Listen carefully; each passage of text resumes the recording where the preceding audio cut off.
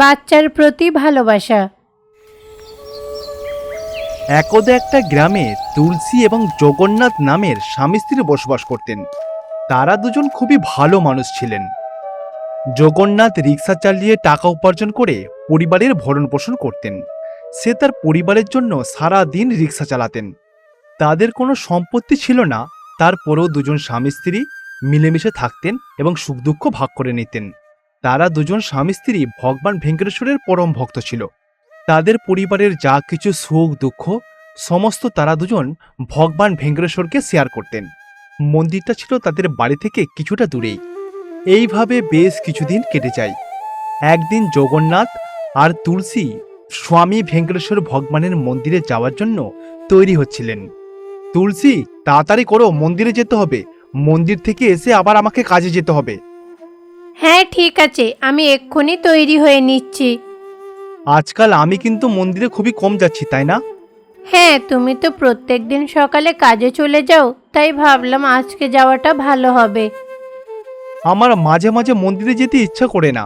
তুমি যদি সঙ্গে যাও তাহলেই যেতে ইচ্ছা করে। হ্যাঁ, এটা কিন্তু ঠিকই বললে। ঠিক আছে, চলো মন্দিরে যাই। এই রকম বলে তারা দুজন স্বামী স্ত্রী ভেঙ্কটেশ্বরের মন্দিরে চলে গেল। মন্দিরের পুরোহিত মশাই খুবই ভালো মানুষ ছিল। জগন্নাথের সাথে দেখা হতেই তিনি ভালোভাবে কথা বলতে লাগলেন। ধর্ম সম্পর্কিত জ্ঞান দিয়ে তিনি পুজো শেষ করে নিচে নেমে এলেন।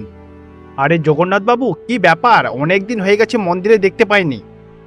হ্যাঁ পুরোহিত মশাই, আমার অনেক কাজ ছিল তাই আমি আসতে পারিনি।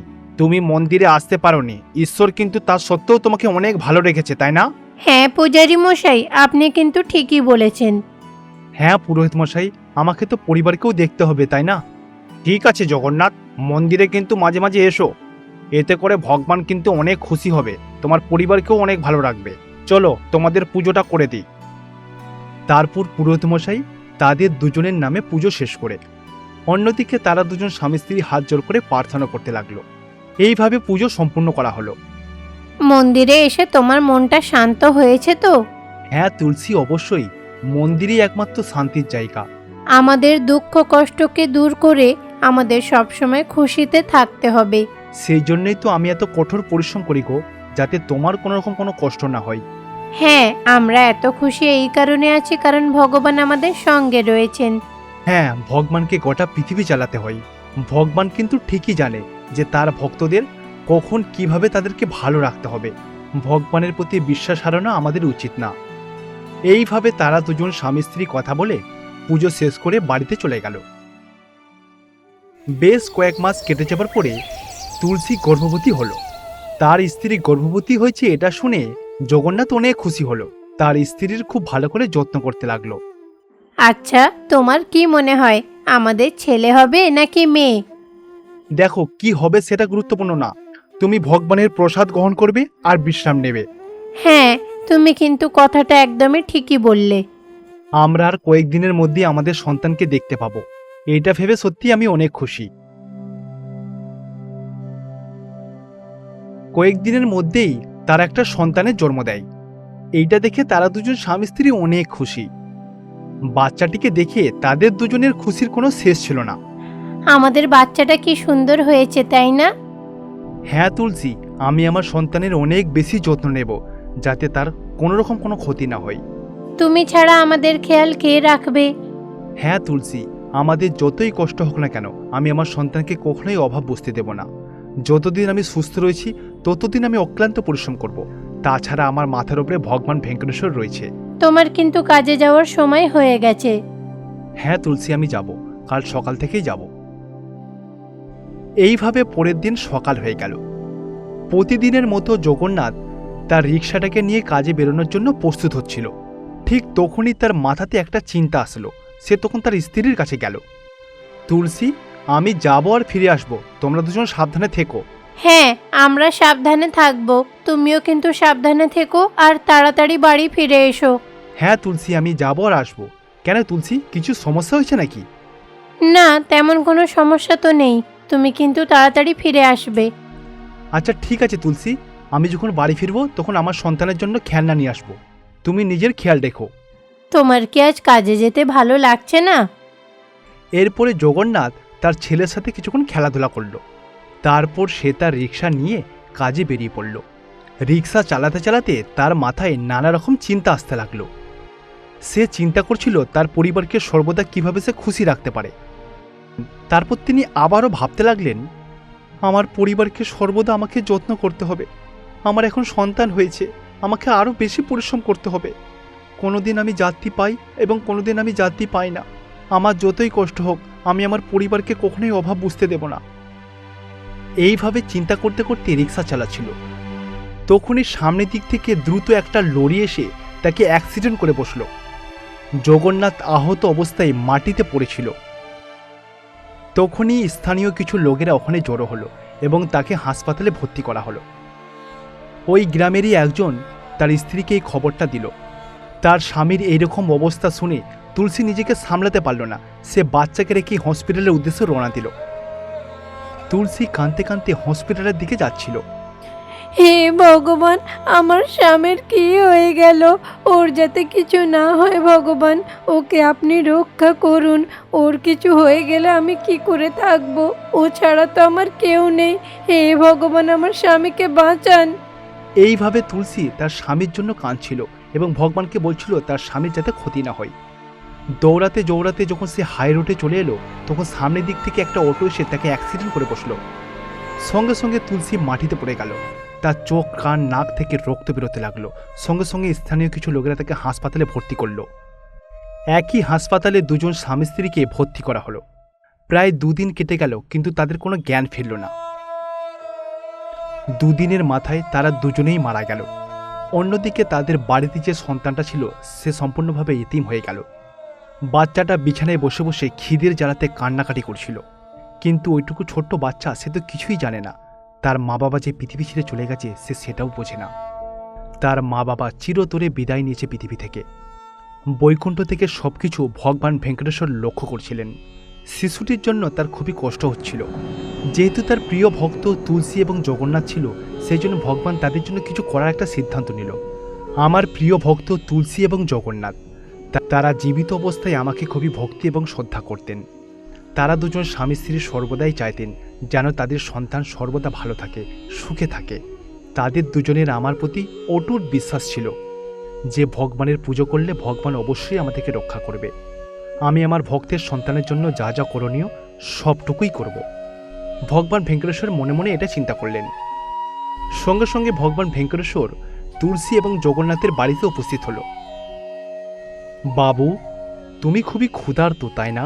তোমার মা বাবা আর কখনোই ফিরে আসবে না, কিন্তু আমি তোমাকে এমন একজনের কাছে নিয়ে যাব যে তোমার মা বাবার মতো তোমাকে যত্ন করবে এবং তোমাকে একটা ভালো পরিবারে দেবে। এইরকম বলে ভেঙ্কটেশ্বর ভগবান বাচ্চাকে নিয়ে অদৃশ্য হয়ে গেল। ওখান থেকে ভগবান ভেঙ্কটেশ্বর সোজা পুরোহিত মশাইয়ের কাছে উপস্থিত হলো। পুরোহিত মশাই ভগবান ভেঙ্কটেশ্বরকে দেখে আশ্চর্য হয়ে গেল, কিন্তু ভগবানের হাতে শিশুটিকে দেখে পুরোহিত মশাই বুঝতে পারল না ব্যাপারটা কি। তখন পুরোহিত মশাই, স্বামী, আপনি আমার চোখের সামনে, আমি স্বপ্ন দেখছি না, এটা সত্যি স্বামী? হ্যাঁ পুরোহিত, এটা সত্যি। আপনি কি আমাকে সাহায্য করতে পারবেন? হ্যাঁ স্বামী, অবশ্যই সাহায্য করতে পারবো। আপনি আমাকে বলুন স্বামী, আমাকে কি করতে হবে? আমি আপনাকে কিভাবে সাহায্য করতে পারি? আমি আপনাকে সাহায্য করতে পারলে আমি অনেক খুশি হব। আপনি আমার প্রতি এত বিশ্বাস করেন বলে আমি আপনার কাছেই এসেছি। স্বামী, এই শিশুটাকে দেখে মনে হচ্ছে এটা তো জগন্নাথের সন্তান, তাই না? হ্যাঁ পুরোহিত, আপনি একদম ঠিকই বলেছেন। এর মা বাবা মানে জগন্নাথ আর তুলসী মারা গেছে। এরপর স্বামী ভেঙ্কটেশ্বর ভগবান পুরোহিত মশাইকে যা কিছু ঘটেছে সব কিছু এক এক করে পুরো ঘটনা খুলে বলল। ও তাই নাকি? আমি কখনোই ভাবতে পারিনি যে এরকম কিছু একটা ঘটবে। তারা দুজন সর্বদাই চাইতো যে তাদের সন্তানের কোনোরকম কোনো ক্ষতি না হোক। হ্যাঁ পুরোহিত, আপনি ঠিকই বলেছেন।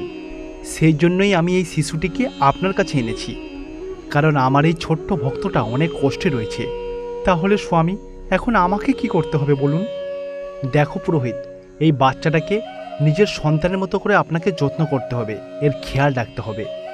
দেখুন স্বামী, আপনি যদি মনে করেন এটার আমি যোগ্য, তাহলে এই শিশুটিকে আমি নিজের সন্তানের মতো করে যত্ন করব।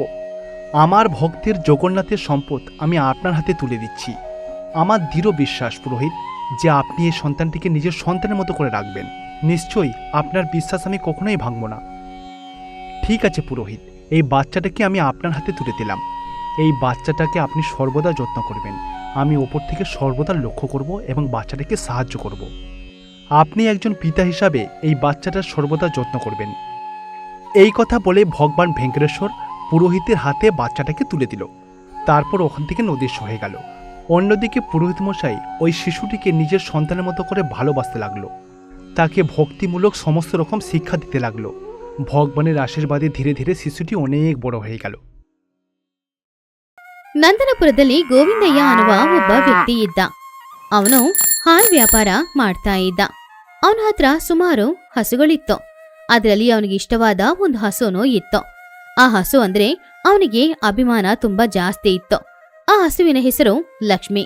ಲಕ್ಷ್ಮಿ ಹಸು ಇವಾಗ ಗರ್ಭಿಣಿಯಾಗಿರೋದ್ರಿಂದ ಗೋವಿಂದಯ್ಯ ಲಕ್ಷ್ಮಿ ಹಸುನ ಇನ್ನೂ ತುಂಬಾ ಜೋಪಾನವಾಗಿ ನೋಡ್ಕೊಳ್ತಿದ್ದ.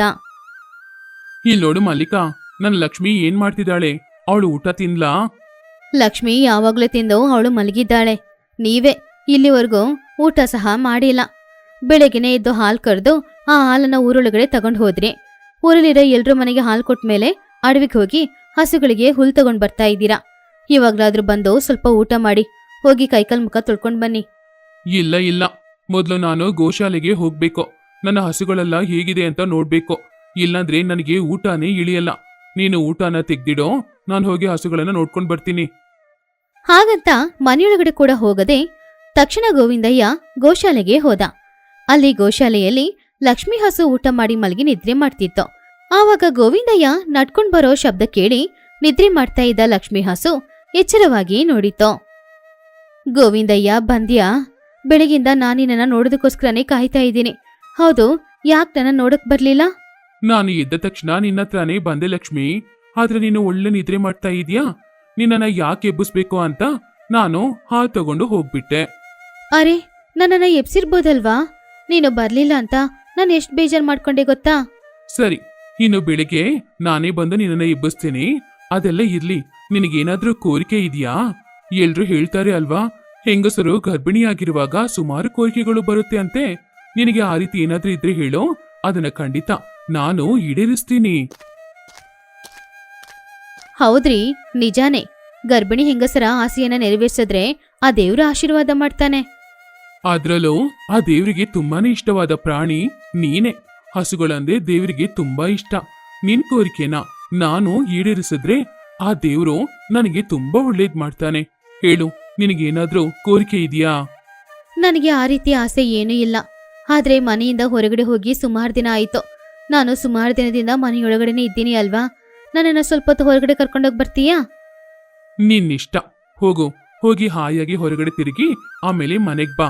ಬೇಗ ಬಾ, ನಾನು ಕಾಯ್ತಿರ್ತೀನಿ. ಹಾಗಂತ ಹೇಳಿ ಗೋವಿಂದಯ್ಯ ಲಕ್ಷ್ಮಿಯ ಹಗ್ಗವನ್ನ ಬಿಚ್ಚಿಟ್ಟ. ಲಕ್ಷ್ಮಿ ತುಂಬಾನೇ ಸಂತೋಷವಾಗಿ ಅಲ್ಲಿಂದ ಊರೊಳಗಡೆ ಹೋದ್ಲು. ಅದೇ ಊರಲ್ಲಿ ಒಂದು ಭಯಂಕರವಾದ ದೆವ್ವನು ಬಾಳ್ತಾ ಇತ್ತು. ಆ ದೆವ್ವದ ಹೆಸರು ಮೋಹಿನಿ. ಸುಮಾರು ದಿನಗಳಿಂದ ಯಾರ ಮೈಯಾದ್ರೂ ಸಿಗುತ್ತಾ ಅವರೊಳಗಡೆ ನುಗ್ಗೋಣ ಅಂತ ನಾನು ನೋಡ್ತಾ ಇದ್ದೀನಿ. ಆದ್ರೆ ಯಾರು ಸಿಗ್ತಾ ಇಲ್ಲ. ಈ ಊರಿನವರು ತುಂಬಾ ಬುದ್ಧಿವಂತರು, ದೇವ್ರ ಭಕ್ತಿ ಜಾಸ್ತಿ. ಏನಾದ್ರೂ ಹಗ್ಗ ಕಟ್ಕೊಂಡಿದ್ದಾರೆ, ಆದ್ರಿಂದ ಅವ್ರ ಮೈಯೊಳಗಡೆ ನನ್ನಿಂದ ನುಗ್ಗಕ್ಕಾಗ್ತಾ ಇಲ್ಲ. ಹಾಗಂತ ಹೇಳಿ ಆ ದೆವ್ವ ಹೊಲಗಳ ಮಧ್ಯದಲ್ಲಿ ಕೂತ್ಕೊಂಡು ಅಳ್ತಾ ಇತ್ತು. ಈ ಸಲ ಏನಾದ್ರೂ ಸರಿ, ಯಾವ್ದಾದ್ರೂ ಒಂದು ದೇಹದೊಳಗಡೆ ನಾನು ನುಗ್ಲೇಬೇಕು. ಈ ಸಲ ಮನುಷ್ಯರೇ ಬೇಕು ಅಂತ ನಾನು ಕೇಳಲ್ಲ. ಪ್ರಾಣಿಗಳಾದ್ರೂ ಪರವಾಗಿಲ್ಲ. ಆ ಪ್ರಾಣಿಯ ದೇಹದೊಳಗಡೆ ನುಗ್ಗಿ ನನ್ನ ಜೀವನಾನ ನಾನು ಸಂತೋಷವಾಗಿ ಬಾಳ್ತೀನಿ. ಹಾಗಂತ ಆ ದೆವ್ವ ಹೊಲಗಳ ಮಧ್ಯದಲ್ಲಿ ಕೂತ್ಕೊಂಡು ಯೋಚನೆ ಮಾಡ್ತಾ ಇತ್ತು. ಹೀಗಿರುವಾಗ ರಾತ್ರಿ ಸಮಯ ಆಯ್ತು. ಲಕ್ಷ್ಮಿ ಅವಳ ಮನ್ಸಲ್ಲಿ ಈ ರೀತಿ ಅನ್ಕೊಂಡ್ಲು. ಅರೆ, ಸುತ್ತಾಡ್ಕೊಂಡ್ ಬಂದಿದ್ರಲ್ಲಿ ಸಮಯ ಹೋಗಿದ್ದೆ ಗೊತ್ತಾಗ್ಲಿಲ್ಲ ನನಗೆ. ರಾತ್ರಿ ಸಮಯ ಆಯ್ತಾ? ಗೋವಿಂದಯ್ಯ ಹಾಗೂ ಮಲ್ಲಿಕಾ ನನಗೋಸ್ಕರ ಮನೆಯಲ್ಲಿ ಕಾಯ್ತಾ ಇರ್ತಾರೆ. ನಾನು ಹೋಗಿಲ್ಲ ಅಂದ್ರೆ ಗೋವಿಂದಯ್ಯ ಊಟನೂ ಮಾಡಲ್ಲ. ಬೇಗ ಮನೆಗೆ ಹೋಗ್ಬೇಕು. ಒಂದ್ ಕೆಲ್ಸ ಮಾಡ್ತೀನಿ, ಹೊಲಗಳ ಮಧ್ಯದಿಂದ ನಾನು ಮನೆಗೆ ಹೋಗ್ತೀನಿ. ಆವಾಗ ದೂರ ಕಡಿಮೆ ಆಗುತ್ತೆ. ಹಾಗಂತ ಹೇಳಿ ಲಕ್ಷ್ಮಿ ಹಸು ಹೊಲಗಳ ಮಧ್ಯದಲ್ಲಿದ್ದ ದಾರಿಯಿಂದ ಹೋಗ್ತಾ ಇದ್ದಾಗ ಆ ಹಸುವನ್ನ ಅಲ್ಲೇ ಕೂತ್ಕೊಂಡಿದ್ದ ಮೋಹಿನಿ ನೋಡಿದ್ಲು. ಇವಾಗ್ಲೇ ನಾನು ಆ ಹಸುವಿನ ದೇಹದೊಳಗಡೆ ನುಗ್ಗಿ ನನ್ ಜೀವನಾನ ನನಗಿಷ್ಟ ಬಂದ ಹಾಗೆ ಬಾಳ್ತೀನಿ. ಹಾಗಂತ ಅಂದ್ಕೊಂಡು ಆ ಮೋಹಿನಿ ದೆವ್ವ ಲಕ್ಷ್ಮಿ ಹಸುವಿನ ದೇಹದೊಳಗಡೆ ನುಗ್ಗಿತು. ಹಾಗೆ ಲಕ್ಷ್ಮಿ ಹಸುವಿನ ದೇಹದೊಳಗಡೆ ನುಗ್ಗಿದ ಆ ಮೋಹಿನಿ ದೆವ್ವ ಮನ್ಸಲ್ಲಿ ಈ ರೀತಿ ಅಂದ್ಕೊಳ್ತು. ಹಲವಾರು ವರ್ಷಗಳ ನಂತರ ನನಗೆ ದೇಹ ಸಿಕ್ಕಿದೆ, ಏನೇ ಆದ್ರೂ ಸರಿ ಈ ದೇಹನ ಬಿಟ್ಟು ಹೊರಗಡೆ ಹೋಗ್ಲೇಬಾರ್ದು. ಹಾಗಂತ ಅಂದ್ಕೊಂಡು ಲಕ್ಷ್ಮೀ ಹಸು ಮನೆಗ್ ಬಂತು. ಮನೆಗೆ ಬಂದ ಲಕ್ಷ್ಮೀ ಹಸುವನ್ನ ನೋಡಿ ಗೋವಿಂದಯ್ಯ ಈ ರೀತಿ ಹೇಳ್ದ. ಏನ್ ಲಕ್ಷ್ಮಿ, ಬೆಳಿಗ್ಗೆ ಹೋಗಿದ್ದು ಇವಾಗ ಬರ್ತಾ ಇದೀಯಾ? ನೀನು ಗರ್ಭಿಣಿ ಅನ್ನೋ ವಿಷಯನೇ ಮರ್ತೋದ್ಯಾ? ಸರಿ ಬಾ, ಹುಲ್ಲು ತಗೊಂಡ್ ಬರ್ತೀನಿ, ತಿನ್ಬಿಟ್ಟು ಹೋಗಿ ವಿಶ್ರಾಂತಿ ತಗೋ. ಹಾಗಂತ ಗೋವಿಂದಯ್ಯ ಲಕ್ಷ್ಮೀ ಹಸುವಿನ ಹತ್ತಿರ ಕೇಳಿದ. ಲಕ್ಷ್ಮೀ ಹಸುವಿನ ದೇಹದೊಳಗಡೆ ಇದ್ದ ಮೋಹಿನಿ ದೆವ್ವ ಈ ರೀತಿ ಹೇಳಿತು. ಹುಲ್ಲು ತಿನ್ನೋದಕ್ಕೆ ನಾನೇನು ಪ್ರಾಣಿಯಲ್ಲ, ನನಗೆ ಆಹಾರ ಏನು ಬೇಕಾಗಿಲ್ಲ, ವಿಶ್ರಾಂತಿ ತಗೊಳ್ತೀನಿ. ಹಾಗಂತ ಹೇಳಿ ಲಕ್ಷ್ಮೀ ಹಸು ಹೋಗು ಗೋಶಾಲೆಯಲ್ಲಿ ವಿಶ್ರಾಂತಿ ತಗೊಳ್ತಿತ್ತು. ಅದನ್ನ ನೋಡ್ತಾ ಇದ್ದ ಗೋವಿಂದಯ್ಯನಿಗೆ ತುಂಬಾ ಆಶ್ಚರ್ಯವಾಯಿತು. ಅವನು ತಕ್ಷಣ ಮನೆಯೊಳಗಡೆ ಹೋಗಿ ಮಲ್ಲಿಕಳ ಹತ್ತಿರ ಈ ರೀತಿ ಹೇಳ್ದ. ಮಲ್ಲಿಕಾ, ಏನ್ ಲಕ್ಷ್ಮಿ ತುಂಬಾ ವಿಚಿತ್ರವಾಗಿ ಮಾತಾಡ್ತಿದ್ದಾಳೆ?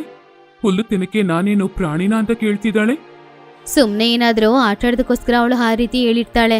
ಸರಿ ಬನ್ನಿ, ನೀವು ಬೆಳಗಿಂದ ಊಟ ಮಾಡಿಲ್ಲ, ಲಕ್ಷ್ಮಿ ಬಂದ್ಮೇಲೆ ಊಟ ಮಾಡ್ತೀನಿ ಅಂತ ಹೇಳಿದ್ರಲ್ವಾ, ಊಟ ಮಾಡಿ ಬನ್ನಿ.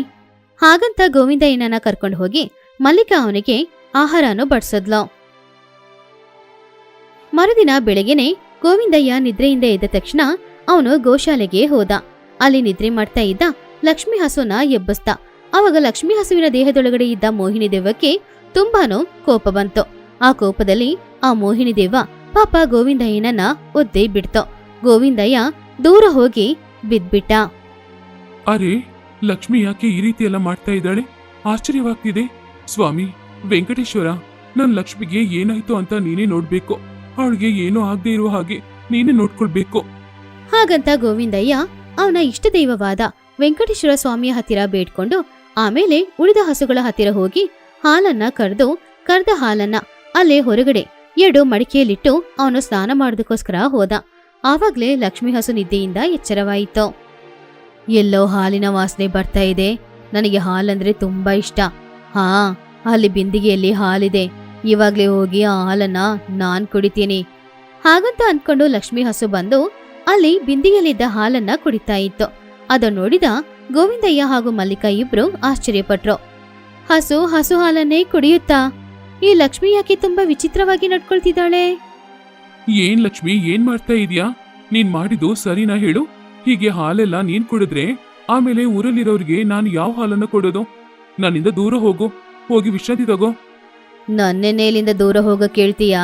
ನೀನು ಹೇಳಿದ ಹಾಗೆಲ್ಲ ಮಾಡಕ್ಕೆ ನಾನೇನು ನಿನ್ನ ಗೋಶಾಲೆಯಲ್ಲಿರುವ ಹಸುನಾ? ನಾನು ಮೋಹಿನಿ. ಹಲವಾರು ವರ್ಷಗಳ ಹಿಂದೆನೆ ನಾನು ಸತ್ತೋದೆ. ಹಾಗಂತ ಲಕ್ಷ್ಮಿ ಹೇಳಿದನ ಕೇಳಿ ಗೋವಿಂದಯ್ಯ ಆಶ್ಚರ್ಯಪಟ್ಟ. ಅರೆ, ನೀನು ನನ್ನ ಹಸು ಶರೀರದೊಳಗಡೆ ಯಾಕೆ ನುಗ್ಗಿದೀಯಾ? ದಯವಿಟ್ಟು ಇಲ್ಲಿಂದ ಹೋಗ್ಬಿಡು. ಹಾಗಲ್ಲ, ಈ ದೇಹನ ಬಿಟ್ಟು ನಾನು ಹೋಗಲ್ಲ. ಹಾಗೆ ಹೋಗ್ಲೇಬೇಕು ಅಂತ ನೀನ್ ಹೇಳಿದ್ರೆ ಆಮೇಲೆ ಈ ಹಸುನ ನಾನು ಕೊಂದೇ ಬಿಡ್ತೇನೆ. ಈ ಹಸುನ ಕೊಂದು ಆಮೇಲೆ ನಾನು ಇಲ್ಲಿಂದ ಹೋಗ್ತೀನಿ. ಹಾಗಂತ ಲಕ್ಷ್ಮೀ ಹಸು ಹೇಳಿದನ್ನ ಕೇಳಿ ಪಾಪ ಗೋವಿಂದಯ್ಯ ತುಂಬಾನೇ ಹೆದರ್ದ. ತಕ್ಷಣ ಅವನು ಮನೆಯೊಳಗಡೆ ಹೋಗಿ ಮನೆಯಲ್ಲಿರುವ ವೆಂಕಟೇಶ್ವರ ಸ್ವಾಮಿಯ ಮುಂದ್ಗಡೆ ಕೂತ್ಕೊಂಡು ಈ ರೀತಿ ಬೇಡ್ಕೊಂಡ. ಸ್ವಾಮಿ, ಇಲ್ಲಿ ಏನ್ ನಡೀತಾ ಇದೆ ಅನ್ನೋದು ನನಗೆ ಅರ್ಥನೇ ಆಗ್ತಿಲ್ಲ. ನನ್ನ ಲಕ್ಷ್ಮಿ ಮೈಯೊಳಗಡೆ ಯಾವುದೋ ದೆವ್ವ ನುಗ್ಗಿದೆ, ಹೋಗಲ್ಲ ಅಂತ ಹಠ ಹಿಡಿತಾ ಇದೆ. ಹಾಗೆ ಹೋಗೋದಾದ್ರೆ ಲಕ್ಷ್ಮಿನ ಸಾಯಿಸಿ ಹೋಗ್ತೀನಿ ಅಂತ ಹೇಳ್ತಾ ಇದೆ. ಲಕ್ಷ್ಮಿ ಅಂದ್ರೆ ನನಗ್ ತುಂಬಾ ಇಷ್ಟ. ದಯವಿಟ್ಟು ನೀವೇ ಲಕ್ಷ್ಮಿನ ಹೇಗಾದ್ರೂ ಕಾಪಾಡ್ಬೇಕು. ನಿಮ್ಮನ್ನ ಬಿಟ್ರೆ ಈ ಸಮಯದಲ್ಲಿ ನನಗೆ ಯಾರಿಂದಾನೂ ಸಹಾಯ ಮಾಡಕ್ಕಾಗಲ್ಲ. ಹಾಗಂತ ಗೋವಿಂದಯ್ಯ ವೆಂಕಟೇಶ್ವರ ಸ್ವಾಮಿ ಹತ್ತಿರ ಬೇಡ್ಕೊಂಡ. ಆ ತಕ್ಷಣನೇ ವೆಂಕಟೇಶ್ವರ ಸ್ವಾಮಿ ಅಲ್ಲಿ ಪ್ರತ್ಯಕ್ಷವಾದ್ರು. ಇಷ್ಟು ದಿನ ಮನುಷ್ಯರಿಗೆ ತೊಂದರೆ ಕೊಡ್ತಾ ಇದ್ದೆ, ಇವಾಗ ಬಾಯಿಲ್ದೇ ಇರುವ ಪ್ರಾಣಿಗಳನ್ನ ಹಿಂಸಿಸ್ತಾ ಇದೀಯಾ? ನಿನ್ನನ್ನ ಇನ್ನು ನಾನು ಸುಮ್ನೆ ಬಿಡಲ್ಲ. ಬಾ, ಹೊರಗಡೆ ಬಾ, ಲಕ್ಷ್ಮಿ ದೇಹದಿಂದ ಹೊರಗಡೆ ಬಾ. ಹಾಗಂತ ಸ್ವಾಮಿ ಹೇಳಿದ ತಕ್ಷಣ ಲಕ್ಷ್ಮಿ ದೇಹದೊಳಗಡೆ ನುಗ್ಗಿದ್ದ ಮೋಹಿನಿ ದೆವ್ವ ಹೊರಗಡೆ ಬಂದ್ಲು. ದೆವ್ವ ಹೊರಗಡೆ ಬಂದ ತಕ್ಷಣ ಸ್ವಾಮಿ ಅವರ ವಿಷ್ಣು ಚಕ್ರದಿಂದ ಆ ದೆವ್ವವನ್ನ ಸಂಹಾರ ಮಾಡಿದ್ರು. ಗೋವಿಂದಯ್ಯ, ನಿನ್ನ ಹಸು ಕ್ಷೇಮವಾಗಿದೆ. ಅವಳಿಗೆ ಯಾವುದೇ ತೊಂದರೆನೂ ಇಲ್ಲ. ಈ ಕಾಲದಲ್ಲಿ ಮನುಷ್ಯರು ಸಹಾಯ ಮಾಡ್ಕೊಳಕ್ಕೂ ಕೂಡ ಯೋಚನೆ ಮಾಡ್ತಾರೆ. ಆದ್ರೆ ನೀನು ಬಾಯಿಲ್ದೇ ಇರುವ ಹಸುಗಳನ್ನ ತುಂಬಾ ಚೆನ್ನಾಗಿ ನೋಡ್ಕೊಳ್ತಾ ಇದ್ಯಾ. ಅದೂನು ಲಕ್ಷ್ಮಿ ಗರ್ಭಿಣಿ ಅಂದ ತಕ್ಷಣ ಅವಳನ್ನ ತುಂಬಾ ಪ್ರೀತಿಯಿಂದ ನೋಡ್ಕೊಳ್ತಾ ಇದ್ಯಾ. ನಿನ್ನಂತ ಭಕ್ತನಿಗೆ ನಾನು ಸಹಾಯ ಮಾಡದೆ ಬಿಟ್ಬಿಡ್ತೀನಾ? ಧನ್ಯವಾದ ಸ್ವಾಮಿ. ನೀವು ಮಾತ್ರ ಬಂದಿಲ್ಲ ಅಂದ್ರೆ ನನ್ನ ಹಸುಗೆ ಏನಾಗ್ತಿತ್ತೋ ಏನೋ. ಹಾಗೆ ಗೋವಿಂದಯ್ಯ ಹಾಗೂ ಮಲ್ಲಿಕಾ ಇಬ್ರು ಕೂಡ ಸ್ವಾಮಿಗೆ ಧನ್ಯವಾದ ತಿಳಿಸಿದ್ರು. ಸ್ವಾಮಿ ಮಲ್ಲಿಕಾ ಹಾಗೂ ಗೋವಿಂದಯ್ಯ ಲಕ್ಷ್ಮಿ ಎಲ್ಲರನ್ನ ಆಶೀರ್ವಾದ ಮಾಡಿ ಅಲ್ಲಿಂದ ಮಾಯವಾದ್ರು.